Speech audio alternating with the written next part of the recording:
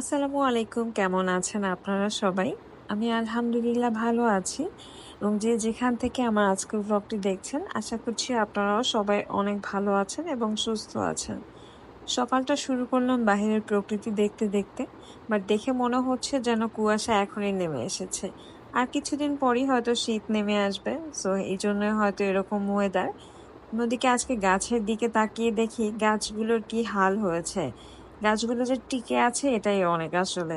গাছগুলোতে একদম ধুলা পড়ে গিয়েছে এবং প্রত্যেকটা গাছের পাতার উপরে অনেক অনেক ময়লা জমে গিয়েছে। ছোট ছোট চুল, বালুকণা অনেক কিছু রয়েছে। এগুলো দেখে আসলে খুব মায়া লাগছিল। আসলে আমি এতদিন ধরে মানি প্লান্ট গাছগুলোকে বাঁচিয়ে রাখার চেষ্টা করছি। বেঁচে আছে ঠিকই, বাট কেন যেন খুব একটা লম্বা হচ্ছে না। এটা নিয়ে অনেক গবেষণা করতে হবে। অনেক গবেষণা করে আমি আমার মানি প্লান্টের গাছগুলোকে ইনশাল্লাহ অনেক বড় করে তুলবো। এই মাঝে আমার কিছু ভিডিও ক্লিপস নেওয়া ছিল। এটা বরিশালে থাকতে আমি ভিডিও ক্লিপস নিয়েছিলাম। আমরা আসলে ইলিশ মাছ কেনার জন্য বাজারে গিয়েছিলাম, তখন এই ভিডিও ক্লিপস গুলো নিয়েছিলাম। এখানে আমরা অলমোস্ট 30টা মেবি ইলিশ মাছ কিনেছিলাম। মাছগুলো অনেক ছোট সাইজের, মানে একটা থেকে সর্বোচ্চ 4 পিস করা যায়। চাইলে 5 পিসও করা যায়, বাট 4 পিসটাই আর কি ঠিকঠাক হতো আর কি।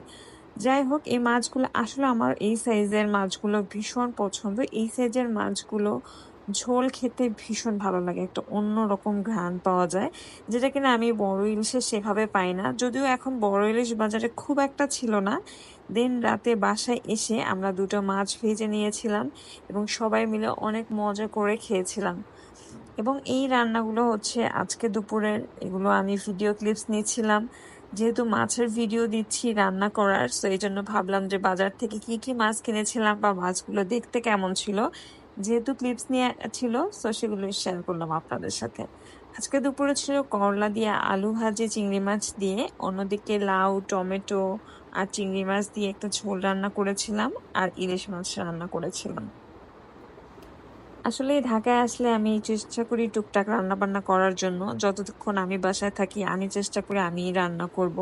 এবং বিকালবেলা দেখে মনে হচ্ছিল মানে পুরো অন্ধকার হয়ে যাচ্ছে, তাই আমি এরকম ভিডিও ক্লিপস নিলাম। অনেক মানে বসে থেকে তো কোনো কাজ নেই, এই জন্য এইসব ভিডিও ক্লিপস নিতে থাকি। যাই হোক, এভাবেই দিন কাটছে আর কি। অফিস থাকলে আমরা চেষ্টা করি সন্ধ্যা 7:30 থেকে 8টার মধ্যে খাওয়া দাওয়া কমপ্লিট করতে। আদারওয়াইজ বাসায় আসার পরে যদি চা নাস্তা খাই, তাহলে খাওয়ার রুচিটা কমে যায়। তার থেকে ভালো যে একবারে ডিনারটা কমপ্লিট করে ফেলি। সো আজকের ভিডিওটা এখানেই শেষ করছি। সবাই ভালো থাকবেন, সুস্থ থাকবেন, আমাদের জন্য দোয়া করবেন। আল্লাহ হাফেজ।